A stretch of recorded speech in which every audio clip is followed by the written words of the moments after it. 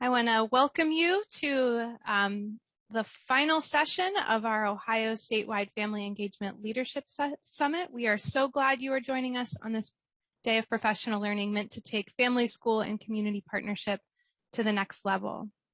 My name is Hadley Bachman, and I will be this session's moderator. This session is session 20, Trust Matters in Family Engagement. If you have any questions, concerns, or technical issues, please message me privately in the chat.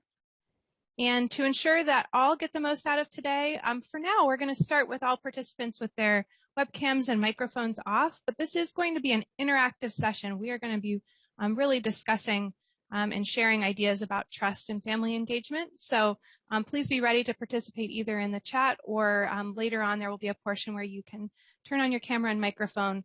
I'll just ask that you raise your hand first and I will call on you. That way we avoid that awkward Zoom moment of people talking over each other. And if you have questions for our presenter this afternoon, please use the chat feature and I'll make sure to pass them along. You can also join the conversation on Twitter. Be sure to use the hashtag ChartNewTerritories to share your thoughts.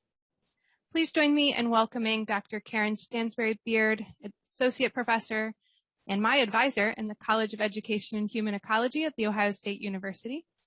Dr. Beard is an Associate Professor and Educational Administration Program Chair and Educational Policy Affiliate at The Ohio State University.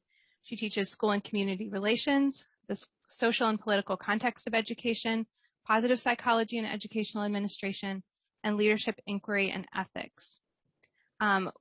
Welcome, Dr. Beard. We are so lucky to have you presenting with us today. Well, it's me lucky. I'm the one who's lucky here, Hadley. Thank you very much for having me, and welcome to everyone who has joined us. I'm sorry, I heard someone ask for help. Okay. Can I begin, Hadley? Yes, go ahead and begin. Okay, thank you. Again, as I stated, as Hadley stated, my name is Karen Stansbury-Beard. I am the Chair in Education Administration and Policy Affiliate here at The Ohio State University. I have studied under, here at Ohio State University for several years. I received my master's in administration. I worked in Columbus City Schools. I also worked in Pennsylvania schools before returning to Columbus to pursue my PhD here, again, in Education Administration under the guise of Wayne Hoy. So this notion of trust and trusting matters, especially in leadership and in organizations, has been a central part of my scholarship for many, many years. So I'm happy to share a little bit of what I know about how trust plays out in not only school situations, but also in the relationships that we have, most especially with families and in the engagement of families.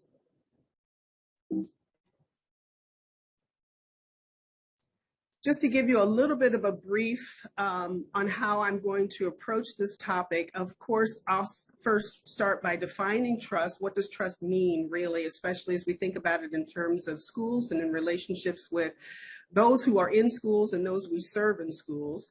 Then I'm going to try to integrate some of the trust ideas, especially as we're thinking about how we are schooling differently, how we are reaching families differently, and especially in this particular context of charting new territories, right, in family engagement. So what does that look like as we are reframing how we're engaging with families?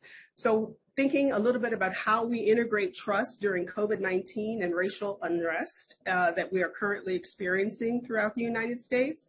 Then I also want to talk a little bit about key opportunities from this time that may be driven by the changes in times, but also the changing demographics of our school populations. The relationship building and unbuilding trust is where I'm going to lean in on you. I am not going to presume, although, you know, with the PhD and my years of scholarship, that I have any expertise on how to navigate the waters through these particular times, COVID-19 most especially, but then also the social unrest.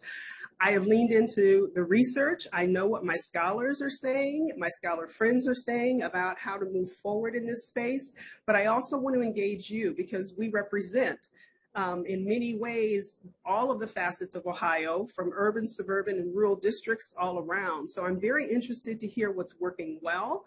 Hadley may have mentioned, I don't recall, but I am a positive psychologist researcher, which also means that I look for that outlier circumstance when things are really, really going well, even in difficult times. So I'm always on the hunt for success stories and how to duplicate successes so that we can have a greater impact, especially across Ohio, yes, but then even as the research extends us into the country at large.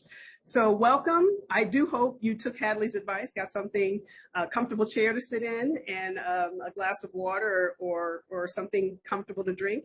I understand just now that I am the gateway to the weekend. So hopefully you can stay engaged with me for a little while and we can have a little bit of fun, even as we talk about some really tough topics in these trying times. So when I started thinking about this conversation and the title that, or the theme for this summit this year, Charting New Territories in Family Engagement, I really did think about family engagement as something I know quite well. But these new territories, these new pathways that we're in, I don't. And so it would be inauthentic of me to come before you to say that I have, some magic recipe. What I can say is that there's research, and I do lean into the research for guidance. I also lean into conversations in context and communities about what is happening. So I want to start first with the research that has been prevalent, not only in my work, but also in the work of education administration here at Ohio State University. And that centers around one topic and the many ways that we have delved in that topic. We've torn apart that topic. We've combined that topic with other concepts and constructs, but that topic is that of trust. Annette Baer, back in 1985, made the case that trust is the basis for productive relationships. So I'm just going to tell you a little bit about how we've evolved to where we are in our understanding of what trust is and how this looks in not only schools, but also in the ways that we engage one another and in the ways that we engage families in our communities. But she did say this is the basis for productive relationships. And this quote I use quite often, that we trust others to the extent that they are competent, right, to look after rather than to harm that which is entrusted to our care. So that really is at the center in my mind of what we stand for as educators, those of you who are educators in the room, of in loco parenti, right? In loco parenti simply means in the absence of the parent, when children are in our care, or we are in the position of caring for someone else's children, other people's children, as my colleague and friend uses the term. When we are in that position of care, we really have two responsibilities. One is that we look after them, right? That we make sure that they are not in danger's way. And then also that there is no harm, that we do no harm to them. So those are the two tenets that I think of in loco parenti when I also think of how they relate to trust. And I think Annette Baer kind of nailed it when she said we trust others to the extent, one, that they're competent. Can you really take care of me in this situation? And two, rather than to harm. Are you in position where you potentially could do harm? Of course, none of us choose or want to do harm, but we also have to understand that if we are not competent, if we're not clear in our direction, that the potential for harm does exist. So we want to think about the trust as it happens in the productivity of our relationships, most especially with students because they are the most vulnerable, but then also with our parents who also have some vulnerability because they are lending us their children, their most prized asset. So that, I love that Annette Baer had really coined this and really captured that kind of nicely. Cunningham and Gresso continued on and said that it's the foundation of school effectiveness. So now they turn the lens not just to the relationship, but also pivoted it back to the actual school. Now, when I think of school and you think of school, I don't know about you, but I'm still thinking of brick and mortar. I'm still thinking of a place where we come to and work together and we facilitate knowledge and we work with children to bring about the best citizens that we can for the next generation. And I think in 1993, that was fair. Brick and Snyder also went into the context of schools as they traditionally were known and did a 10-year study of 400 schools across Chicago. And they were the first really to evidence the direct relationship and link between relational trust and the school community in long-term improvements in academic learning. And this is what they said. Trust, that word again, trust fosters a set of organizational conditions. So there are things that happen within the confines of the organization. Some are structural and others are socio-psychological. Now that becomes really important, especially in this day and age, the psychology of trusting in uncertain times. And that's sort of what I want to unpack with you down the road. So that while this trust fosters organizational conditions that are both structural and psychological, it makes it more conducive for individuals to initiate and to sustain the kind of activities that are necessary to affect productive improvement.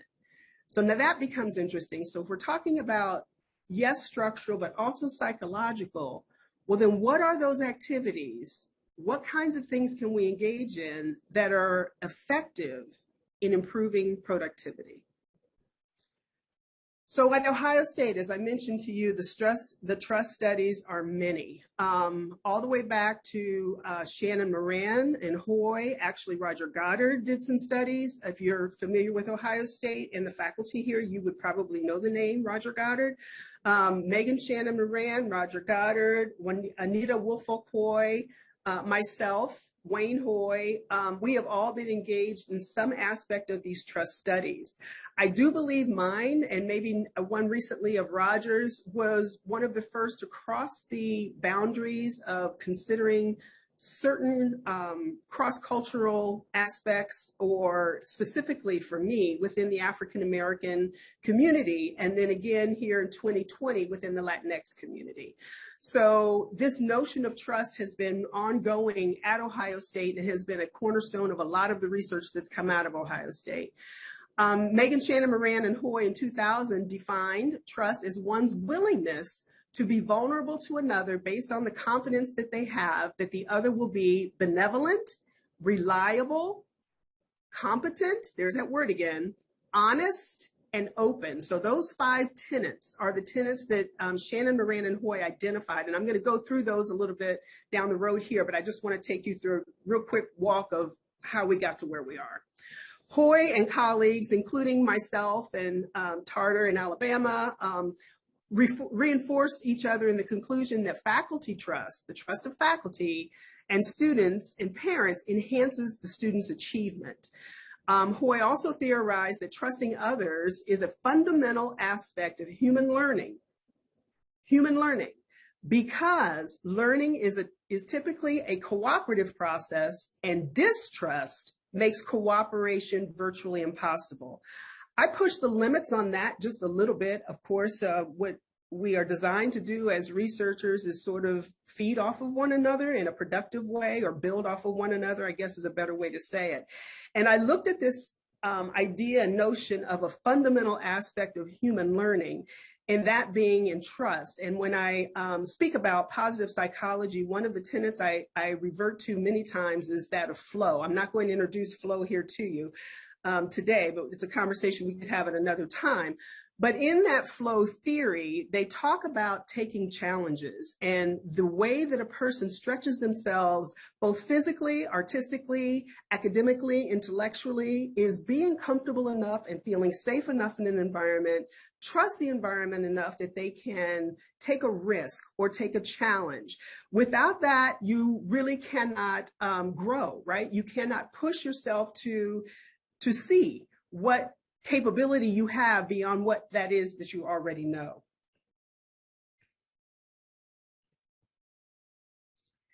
So those tenets that Shannon Moran identified, I'm going to go through those briefly with you, those 5 tenets, so that you kind of have them in your head as we're going through. She referred to the tenet of benevolence as one that is a sense of caring, that one cares about who will be protected. And again, here we are back to this notion of not harmed by the trusted party. She also states that while people make emotional investments in trusting relationships, they do so with the understanding that there is care taken not only for the goal, which is what we as administrators, we as many times teachers, we're very focused on the goals, the standards that we have in front of us that we need to get our children to, that we take care not just in the goal, but also for the relationship getting there and how we get there. The second tenet was that of reliability. And what Shannon Moran stated about reliability is that it is that aspect that you feel like you can count on a person doing what is expected on a regular and consistent basis. And that can be true in any relationship. A reliable relationship, or the reliability of a person in a relationship, gives you the sense of a solid foundation to continue to pursue relationship in. The sense that one is able to depend on another consistently. That consistent part is important because that is sort of the basis, again, of trust. You know, I know that when a colleague and I have been working together for so long, I can pretty much predict and determine how they are going to respond in a research situation, or what lens they might apply to a different research situation, because that has been their constant basis. That has been their predictability and their reliability. And that's important in this notion of trust. It's the sense that one is able to depend on one another consistently. And an important element of trust is the dependability and predictability as key components of reliability. So I'm going to pause for just a second because for whatever reason, Hadley flashed over here. I don't know, Hadley, are you signaling me that I need to hold off for chat, or can I continue? No, you're just fine. Okay, thank you. So the second aspect is reliability. Moving on to the third is competence. And this is one we've worked on quite a bit in education. We've really looked at these quality matters issues around the competence of a teacher and how to measure the competence of a teacher and or administrator, right? And what this competence notion is does this person have the ability to perform a task that's expected? So whose expectation? Well, that depends on, again, the relationship. And that's why we look at this trust notion from so many aspects and so many angles. Yes, trust in one another as faculty, trust in administrator and faculty, but also, and probably more importantly, as I'm trying to drive home to you, is the trust that we have with our families and our students in the community. In the case of schools, students rely on the competence of faculty to adequately meet the goals inherent to teaching, all right? So we want to know that the teacher that is set before our children, I'm going to talk to you with a different hat, right? I'm going to put on my mom's hat. We want to know that the fact is the teacher that is in front of my student, my child, every day is highly competent, is competent not only in their skill set, but in their capacity to care about my child. And to care about my child in many, many ways. I don't mean just physically, I mean emotionally, and even more importantly now, psychologically. Can you take care of what I have brought into this world, you know, by grace or, you know, the grace of God, and has been given to me to care for? Can you care for that person in the same way? And that's what a parent does when they release them to us. So that aspect, I think, is very important.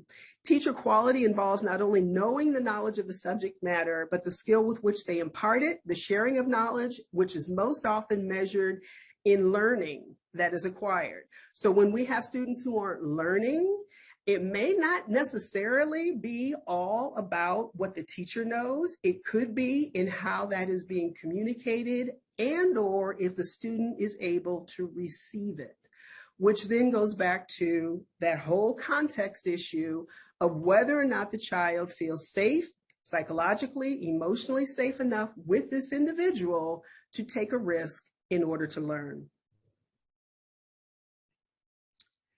The fourth aspect or component is that of honesty. Honesty employs a person's character, integrity, and authenticity, which reveals the capacity for goodwill. I happen to teach an ethics course, and one of the things that we have a lot of wrangling around is this notion of character and authenticity. And how do you define a person's character? And many times people think about character as the way others perceive them. And I push back on that a little bit because I really do understand and believe that character really has more to do with what you do when no one is looking, rather than what it is that you do when you think eyes are upon you. I think your character comes from within, your sense of what my colleague in teaching and learning has referred to a moral compass. And so understanding that you would do this, whether people were watching you or not, speaks very strongly to what is your character. Trust in one's honesty means that one can expect that the words that someone says, an individual, whether verbal or written, I would even go so far as to say implied, can be relied upon. That their actions and behaviors are congruent with their stated or implied intent. Now, I'll repeat that.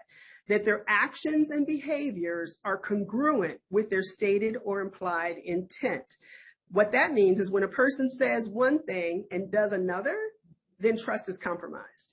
But if you tell me you're going to take care of my child, if you tell me that my child will get a good education, and that's not the end result, trust is compromised. And Hadley, again, several students I see here in the audience too, who have had me or at least know me, know that this notion of action and behavior I have carried over into some of the work that I do around civil rights in education. Fun fact for you, the Columbus City schools and the Denver schools were challenged on Brown, not because of their activities in implementing Brown. They were challenged because of their inactivities in not pursuing equitable education. So this whole notion of action and behavior, and I would even say inaction, becomes very important when you think about what people expect in the promises that we make, particularly in education and the care of their children. And then finally is this notion of openness, referring to a process by which people make themselves vulnerable to others. And today I'm going to exercise that a little bit. I've already cued you that I'm not going to pretend to be the authority in this situation and given this time. I'm going to be vulnerable and open up a little bit because I do want you to know that there is no expert that can give you a roadmap through COVID. And I think that has been very clear as we've watched the experts, the actual experts in health and in our government offices making decisions about how to proceed through this pandemic, but also how to proceed through the noise of determining what is good information, what is not good information. A colleague of mine said, we've got many crises going on. We've got the pandemic, we've got social unrest, we've got information, yada, yada. I also say we have a leadership crisis. We don't really have good enough information that we are able to confidently and competently trust the leadership because the information at this period of time fluxes so much day to day. And that's why I'm saying to you, even me, I'm going to be vulnerable. I'm not going to take the position of authority in this. And I want to engage you in telling me what works and what's working so that we can all have that conversation and maybe take something away that it would be beneficial from one context to another. Also in this openness aspect, Shannon Moran believed that the sharing of information increases vulnerability because knowledge comes with power. And even as you become more knowledgeable, and I see this many times, not just with PhD students, but also with students who are preparing for principalship, you do become more vulnerable. Not only do you become more vulnerable with the knowledge, you become more isolated in that knowledge. And so having some understanding, and again, going back to that whole notion of your own character and integrity to lead you through, and owning up to some of that vulnerability, being open with others who may give you assistance or guidance is very, very important, especially in times of crises. So the types of trust relationships that matter in leading family engagement, and I changed this a little bit from the original theme, and charting a path, I say, through new territories, does include, yes, faculty trust in colleagues, one another, faculty trust in the principal, faculty trust in students, but also this notion of faculty trust in parents. And you think to yourself, well, why would I have to engage really my parents, especially, for whatever reason at the high school level, we seem to want to push our parents out of the scene. I do know the reason why. We want the students to become more independent, so we say, but we also lose something when we let go of that parent and that parent's voice in helping us care for the student and the child. But I've been preaching that for years, and still high schools haven't changed, so I just need to give up on that, I guess. One of the constructs that we come to that I do want to talk a little bit about, and it is one that Wayne Hoy and Anita Hoy and Megan worked on, and I do believe Roger even worked on this a little bit, but then I was sort of the tail end on this one, was academic optimism. And the three tenets or the three streams of research that flow together in this academic optimism, people always knock me a little bit, and there are days when I have to admit sometimes I wonder if they're right. But they tease me a little bit about this positive psychology in the midst of racial unrest. And some of the work that I do really does kind of get down in the dirty on race issues. But they say, well, where does this optimism, how can you be optimistic? And I'll be candid with you.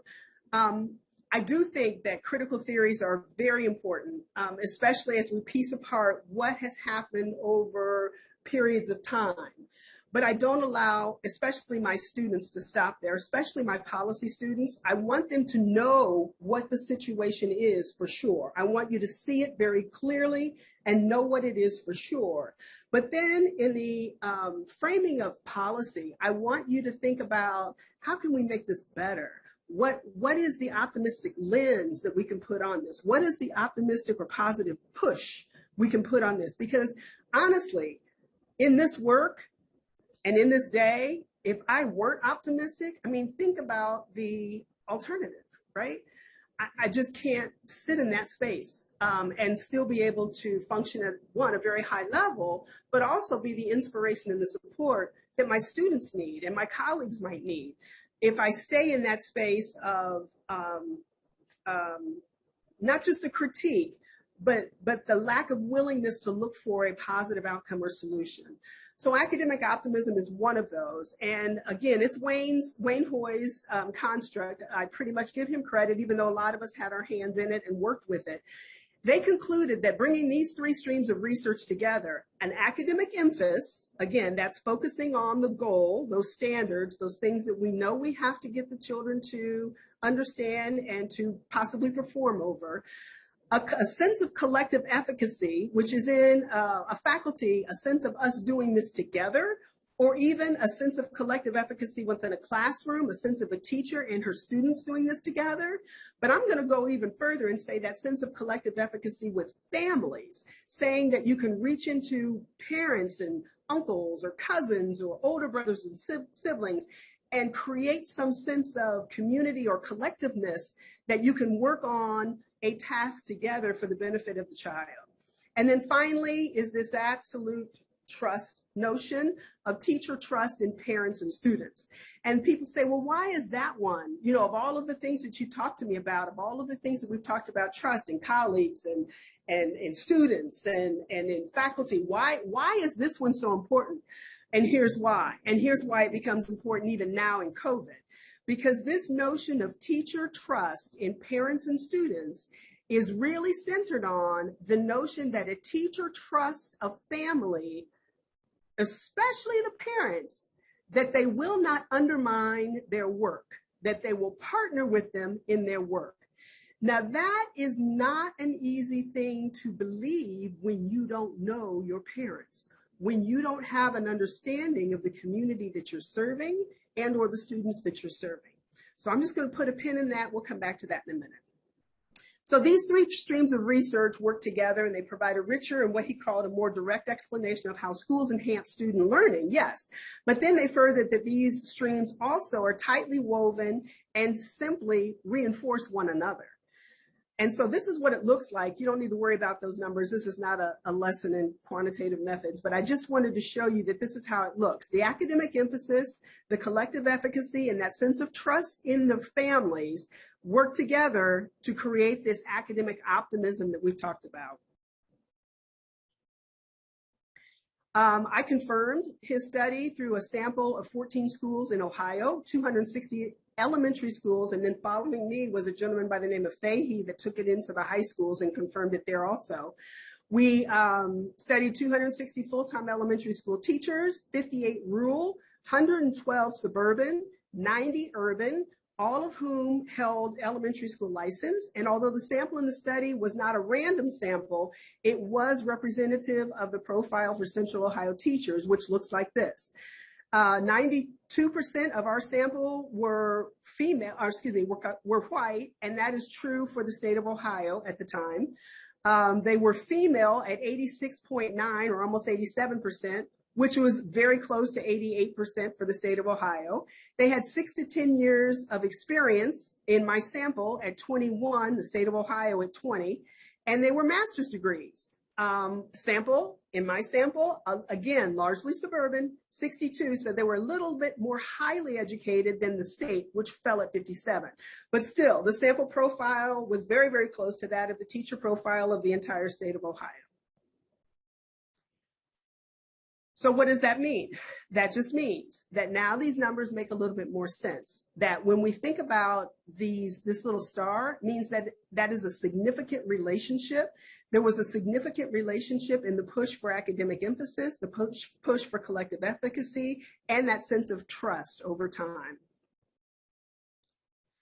And then some conclusions that we came to that was within trusting relationships, we're able to collaborate and create authentic problem solving much more effectively than without collaboration, without trust and collaboration.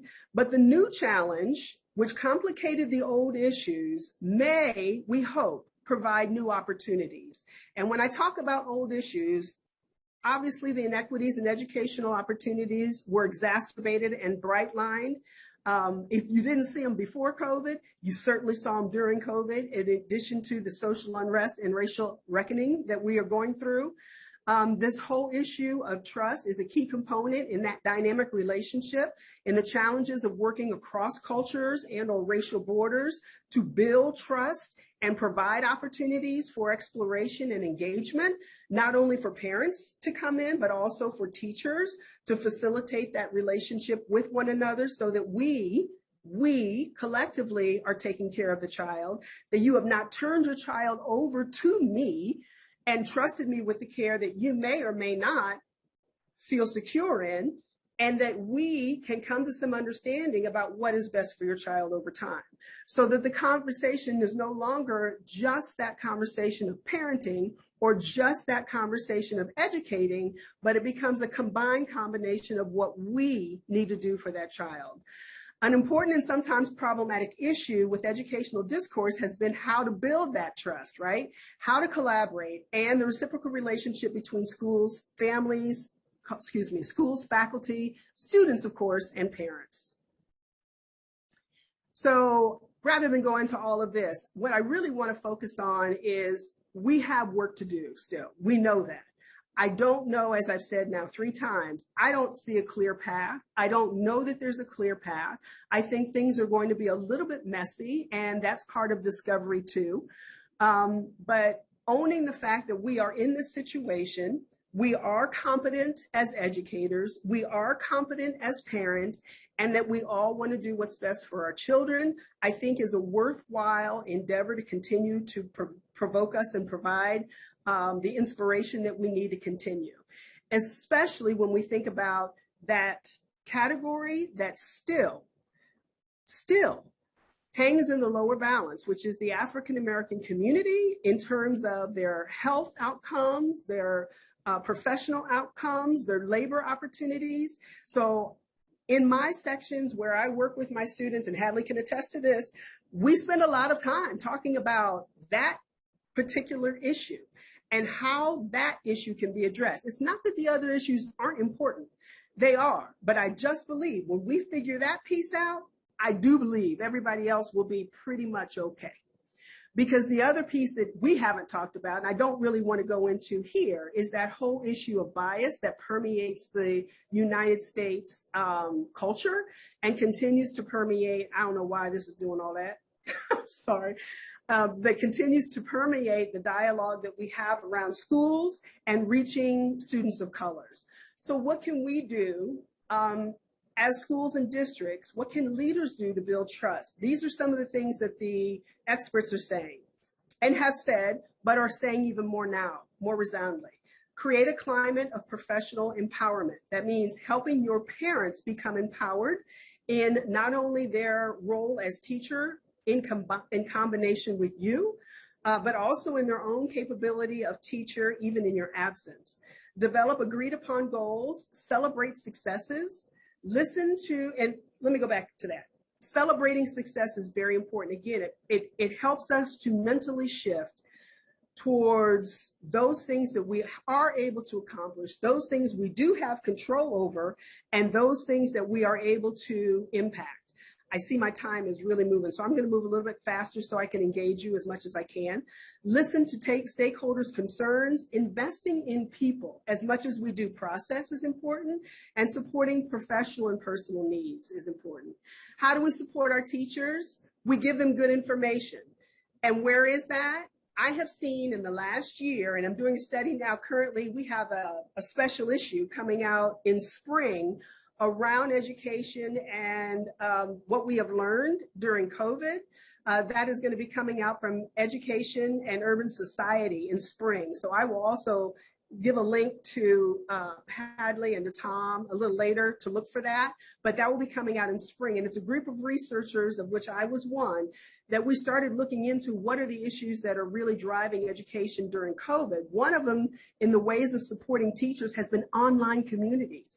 Teachers are reaching out to each other in online communities about tips that work in the classroom, tips that work in reaching students, how to even sustain one another and spiritually support. I say spiritually, I guess emotionally, however you want to think about it, psychologically support one another as they're going through this time, because, you know, COVID doesn't pick and choose who gets it and who doesn't. COVID is impacting every single one of us in one way or another. And so even as teachers are taking care of 30 families or more who have been impacted, their lives have also been impacted. And so where are they going for their support? We've talked about local district networks, some of the responsibilities of administrators for reaching out to teachers, counseling services, social and emotional support. And this one is key because this is the one that I alluded to earlier, but I'm just going to state it now. Providing cultural competencies. And I mean that either you can call it professional development opportunities if you want, but really getting down to the nitty-gritty of meeting the challenges of the communities and the communities that you serve. Now, again, if you look at the population, as I highlighted to you, of the number of us that are in ranks and teachers, and then you look at the shifting demography of the children that we're serving, there's a cultural disconnect, without a doubt. And so there needs to be real conversations about how to better meet the challenges of the communities and the children that we are serving. How then do we support families? Well, obviously with resources, again, good information, making sure they know where healthcare is available to them. And if it means COVID testing, rapid COVID testing, then make it available. Make it available to the students. Food, we saw early in the pandemic how much really we do around teaching that is secondary to childcare and feeding our population. So that whole notion of food and the basics, how we are supporting our families and getting the basics so that they can even think about education is important. And that lends itself to this notion of technology, internet accessibility, which I write extensively on, especially in this issue that's coming out in spring. And then also the online communities that we can create for parents. Information, making sure that information is coming from trusted, as best we can, trusted sources that are predictable, even if they're not consistent. What do I mean? Predictable but not consistent? Well, you know, COVID is causing us to make decisions differently each and every day. That doesn't mean that at one point in time, because we say one thing, that we're wrong because it shifts the next day. COVID is an unknown adversary. I have no other way of saying that. We can protect ourselves from things that we can see. We can protect ourselves from things that are coming at us. It's very hard to protect yourselves from things that are in the air. And I'm glad I used that term because it made me think about this notion of race. And my friend Claude Steele talks about a threat in the air. So COVID and racism coming together at the same time, I don't think was by happenstance, but that's a whole nother conversation for probably my Bible group and my own therapy. Moving on to providing honest information, making sure that you're providing town halls, talks, support groups, centers. The work that I shared with you the last time, we talked about community centers. That work, I know Tom put it up. So if you want to go back and revisit that, again, it was in the context of thinking of schools in brick and mortar spaces, but I do think centers, community centers can be our best friend during this period of time because they have access to the community. Then finally, supporting students, giving them a strong sense of community and care. Counseling, again, we cannot go back into these situations thinking, oh, we're back, everything's normal, everybody's back, everything's good. No, there's been a world of change in the development of our children. There's been a world of change in the perspectives of our children. There's been a world of change in the hope of our children. There's been a world of change in the hope of you and I, let's be honest. And so without some counseling, without some emotional support, some space to decompress, to talk through some stuff, to be encouraged by one another and resources that lend to that, I mean, you know, you can say give grace and understanding all you want, but you have to understand that there's cultural aspects and cultural wealth that come that become very visible in this period of time that we cannot continue to ignore. Ooh, I said a lot. Okay, I'm going to stop my share now. And I really want to, I know our time, Hadley, I'm going to give it back over to you. Can you help me navigate with the audience what has been working specifically in the areas of supporting families and supporting students through this period of time as we have all started to shift back to the work that of educating our communities? That's a great question. So I'm going to give people a second to think about that. You can post your ideas in chat, or you can raise your hand and I will call on you. I was thinking a little bit about how some of the elements of trust, you know, they're in balance with each other. So we have to be both benevolent and also competent. You know, we have to be open and honest. And so just the balance there. So Tina shared that one thing that's working is just centering patient support and love. And I think that's so true. I think, you know.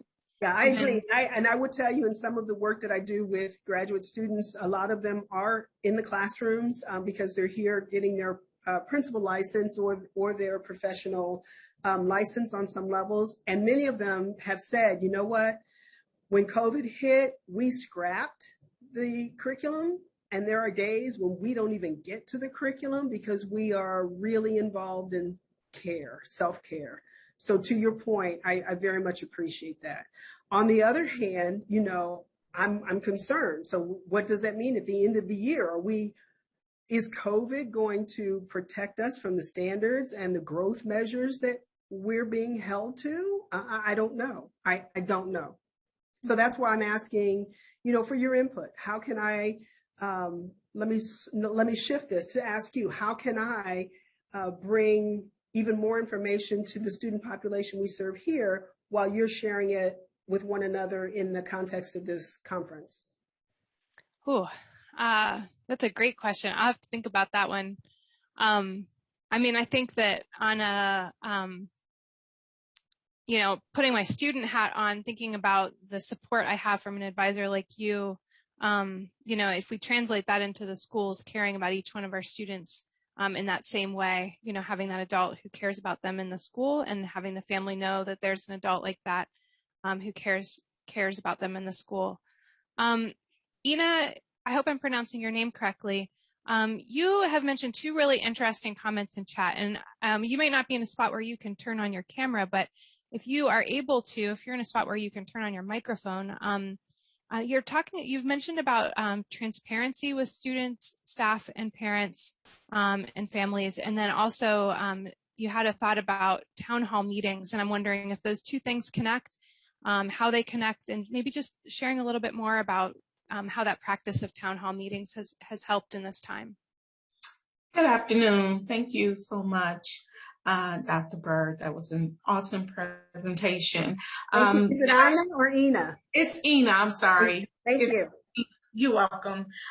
We have had multiple town hall meetings to inform our community, all of our stakeholders, what is really happening from the information that we've been receiving from the state level in order to alleviate the fear. Right.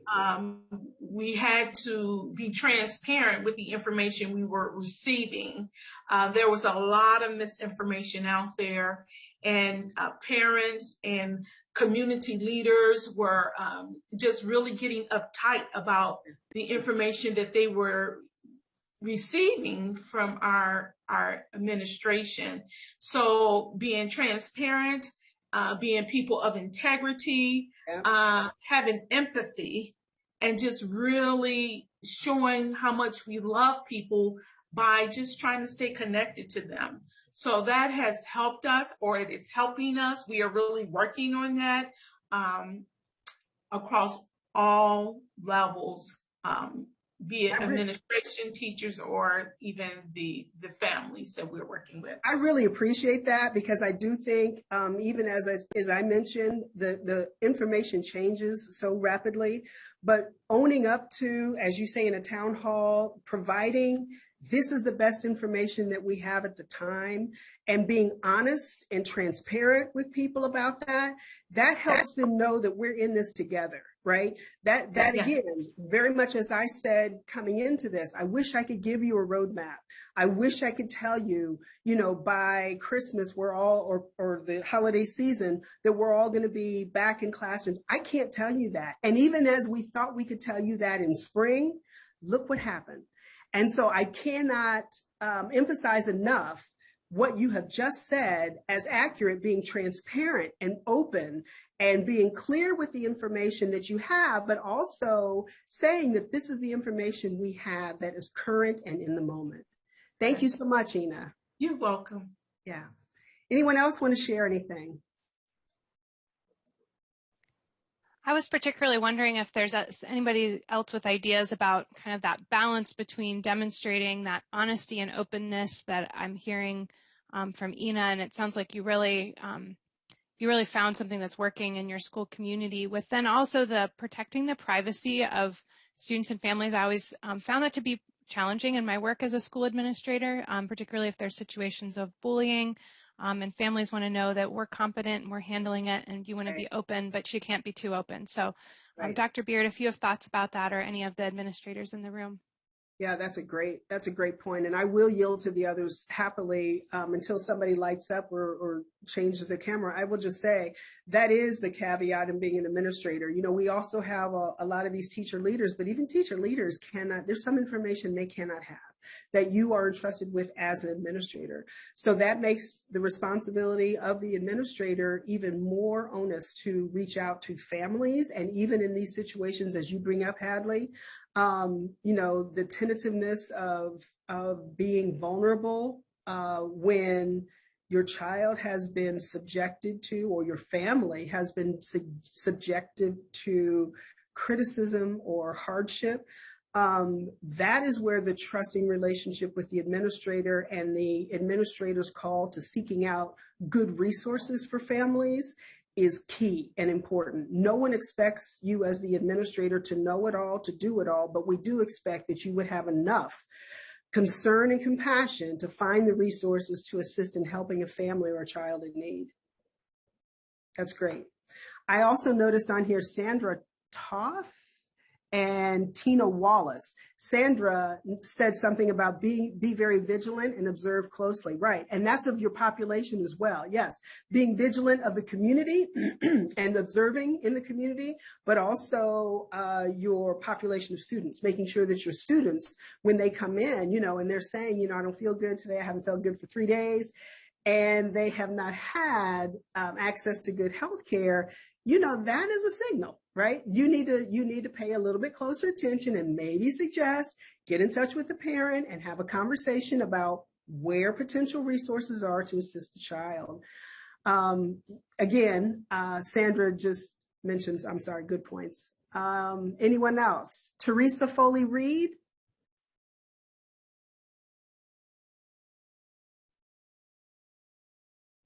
I don't see a light up. Do you? So, Teresa, do you want to speak a little bit more about that? Your comment in chat, everyone, especially in education, just needing to make sure that they're not engaging in gossip and only providing information allowed and necessary. And I think, sorry, go ahead. I know that with my colleagues, we have all adopted that policy that there is not going to be any gossip or where you make inferences about something and do not have factual information and things like that. And we really engage with our students to not also gossip. And if they come to us with something, we'll say, where did you get that information? And we've transferred that over into education also with, like, you know, Google, looking things up. Do you have a credible source? Is that information factual? So we have applied it. Have you vetted it, right? Do you know yes. that's, yeah, good. Yes. Yeah. I'm sorry, keep going. Oh, and I think that creates more of an honest and trusting environment in the classroom, in the school setting, and when you're communicating with parents. Right. I agree. Thank you. That's very, very important. We were sort of set up for the perfect storm on this information piece because for several years, and I will be candid and on camera saying this, we were being fed mistruths and being told that they were truths. And so we have now a life-threatening situation and having great challenges discerning truth. So I think it's very important, Teresa, as you say, that even as things come to you, that people don't pick up on them and run, but that they take the time to vet the information, make sure that it's from a reliable, even if not consistent, a reliable source. Thank you, Teresa.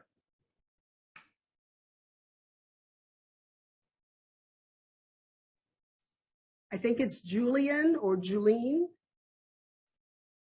Yes, it's Julene. Julene. Thank you. So she says, in our work to build trust with families, we also must remember that we are mandate reporters in education. Can you talk a little more about that, Julene? Yes, I work in essentially a behavior school, and it's really important that we bring the families in and get them close and get their support so that they can bring to us any issues in regard to the kids, especially early, so that we can support them to the best of our ability and get the counselors involved early as well. And then when something comes up that seems suspect and so on, you know, we need to err on the side of caution, right, so that if it really does end up being something that's necessary, that report has been made. You bring up an excellent point that is also a very sticky issue, because in our professional care, of course, for a child, we take on the mandatory reporter status. We're fine with that because we think, of course, initially, we always want to take care of what's in the best health and well-being of the child. But then it also dances on the vulnerability of the family and whether or not the family will engage with us once we have reached out for resources. But I am so proud of you, even just saying, let's not forget, even as we engage families, there may be issues in families that need to be attended to and the resources need to be lent to, and that we need to do so in a professional way. I thank you very much for that comment. Yeah. Dr. Beard, I had a question. I assume that many of us in this room are administrators or seasoned professionals in our roles. There might be some new teachers or people new in their roles.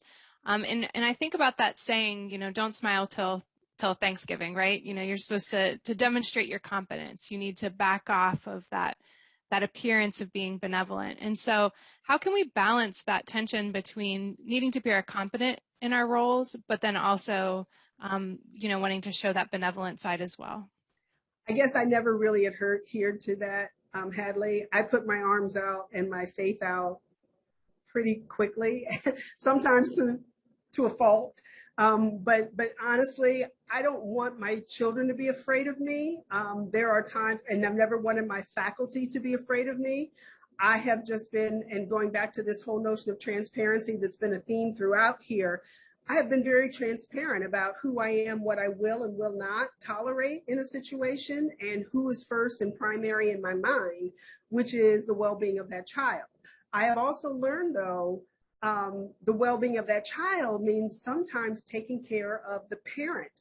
And especially as we are moving further in our demographics to being older, I'll just put it that way, and some of our children are being parented by children, really.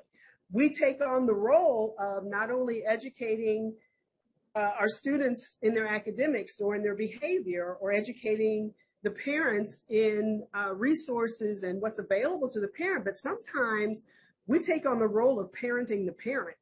And that in and of itself, I'm comfortable with, but to be honest with you, it took some time for me to get there. So I don't adhere to this notion of being so strict that you can't relax until, the students respect you. I think your respect comes from your transparency, your truthfulness, and your honesty. I think that comes day one. I do believe students believe and know who you are within the first week of school. And with our work with families, that speaks to, leading through openness and listening, and how that demonstrates competence when you are comfortable enough to learn from families. Agreed. Thank you. Is there anyone else from the audience? I'm seeing Al Pacino raised a hand. Yes, good afternoon. And I raised my hand, and I don't have a fully baked thought yet, but just your comment just was, the question, Hadley, that you asked, I thought was an interesting one and a good one, because as we're talking about working with families, it's sort of the same thing. Families are not showing up. They may be showing up for the first time because they have a kindergartner. They're showing up for the first time to the school as a parent, but they're certainly not showing up for the first time as having some relationship with the district. And if districts are today struggling to figure out how to engage parents, it's likely that when that parent was a child, they saw how their family was treated. And that leaves some marks and some expectations about how I, as a parent, will be treated. And so I was just thinking about that as you talk about trust. The trust work is sometimes trying to make up, if we're representing a district, the trust work is sort of to make up for what happened, not because of us, but because of what the parent experienced. And so I'm just thinking about how that plays a role in your research, or how we think about demonstrating trust in terms of. I agree with you, Al Pacino. I think that is really a very good point. What I will say is that I have not personally researched that aspect as you have stated it, but I think, and again, this is my optimistic lens, I think that things happen the way they happen for a reason. I think that we can capitalize on the fact that this is a new day, that even as we rebuild this and you can communicate with your parents, it's not going to look the way it looked before. And hopefully in that whole conversation I shared with you about understanding your community and understanding the cultural richness that your community brings to the building as part of that revamping, or the reimagining, or the reconstructing, or the building better, I'm hearing, of what schooling is going to look like moving forward. I think COVID is a game changer. And I don't think it's necessarily something that we need to look at through the negative all the time. Yes, there's been a lot of heartbreak and devastation and difficulties for families to have to endure. But again, what is it from all this in the valley that we have been, can we use to help us climb to a different mountaintop? How can we use what we've learned in this struggle, in these challenging times, to help us do something that better addresses, as I mentioned before, those old issues, that better addresses some of that inequity, some of that distrust, some of that racial inappropriate synergy, I guess is the best way to say it. How do we address that in a new way and in a new day? Because COVID is bringing a new day, whether we want it or not. And I wonder, you know, here we are, like I said, we expected by fall to be full throttle. And I just got an email yesterday from a very small private school that says, can you help us? We can't get subs. Now, this is a very small private school. And part of me was like, if you can't get them, can you begin to imagine, you know, the urban settings that cannot get them? And my response was to them, you know, as soon as we can find resources, I'll be happy to share. But we're all in the same situation. COVID is running its course, and we don't have a choice, much of a choice in it, except to allow it to run its course and do the things that we do with our due diligence. But then also, I hope, Al Pacino, and this really is my hope, that we are positioning ourselves that when we go back, we've learned from, especially some of the things that have been made bare to us during COVID, and we've learned how to better address those issues so that the parents that you engage with now, who are looking back at the brick and mortar building that they were in, and in, you know, Southwood or Fairwood or Fairville, you know, all of these little brick and mortar buildings, understand that education is going to look very different going forward, and it will. Thank you so much, Dr. Beard. This was just an amazing session. Thank you for sharing your time and knowledge with us today. Thank you for having me, and thank you all for giving me part of your Friday afternoon. I said I was the gateway to your weekend, so I wish I had something more celebratory to give you, except to say that there is always hope for a new day, and that's what I'm leaning into, and I'm leaning into that with my full trust. Yes, absolutely. And I think that that is a powerful thing to go into our weekend. And I'm feeling fired up and hopeful from today's sessions. Please join me in thanking Dr. Beard in the chat. Attendees of this session, thank you so much for this great conversation. The last, 15 minutes, 20 minutes have just flown by for me. And thank you to all of you for spending your day with us at the Ohio Family Engagement Leadership Summit. While we hope that you can take some knowledge from today and apply it to your work tomorrow, the learning doesn't stop here. So be sure to be on the lookout from emails from us for follow-up opportunities from this summit. And then also to ensure that we've met your needs, I'm putting this link in the chat again. Please fill out our survey today. And thank you again for connecting and staying with us today. Thank you for having me as well. And everyone, I do hope you stay well. Take good care. Goodbye. Thank you.